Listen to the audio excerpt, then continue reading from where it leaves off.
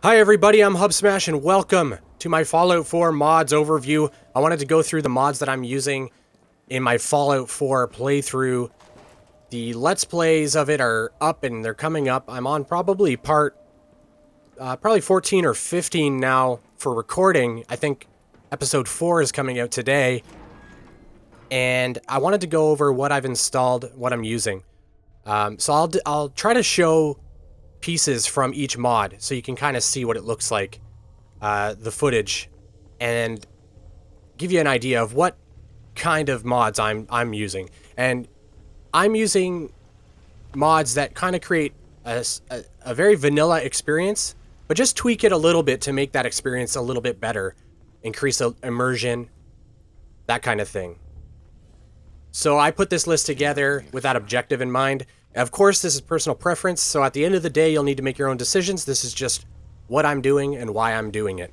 The first one I did is lowered weapons, which makes the weapons lowered when you're not actively engaged in combat. It's just more aesthetically pleasing to me and more realistic. You don't run around aiming your weapon constantly in the real life post-apocalypse Boston, now do you? No, you don't.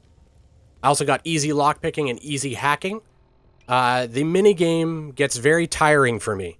It's not something that has longevity to it. It doesn't interest me to keep playing that. Additionally, when I'm doing a Let's Play, I don't think people want to see me doing the minigames constantly, and I don't want to spend the time to edit all that out. So for all those reasons, I've done that. I've installed these. It basically just makes me, for the hacking, it makes it so it shows you the correct answer. And for the lockpicking, it just means you can just turn the tumbler as soon as you go into the lock screen. So you still need a bobby pin. You also still need to have the perks that are required to do the more advanced hacking. So I can't hack beyond my capabilities just because I have this mod or anything like that. The next up is full dialogue interface. It basically shows what I'm going to say word for word instead of the default and sometimes a little bit obtuse speech selection mechanism that's in the vanilla game.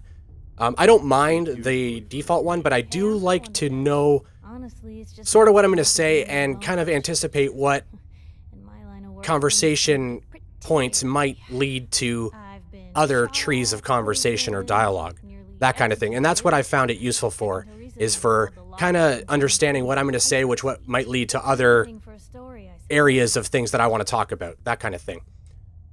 The other one is value per weight indicator. This tells me something's true value.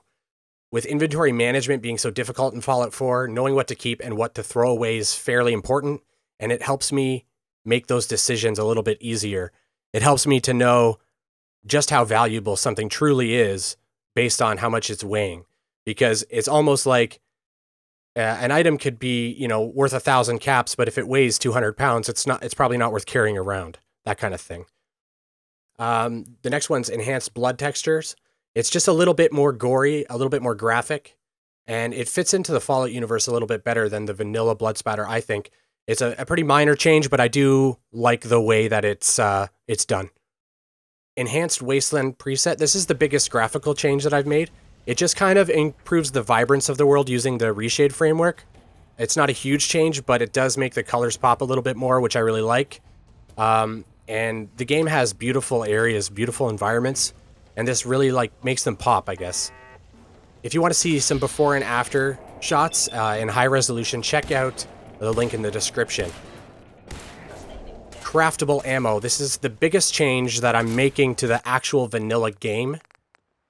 Basically, you use a chemistry station to craft ammunition for your weapons. It comes down to preference with this one.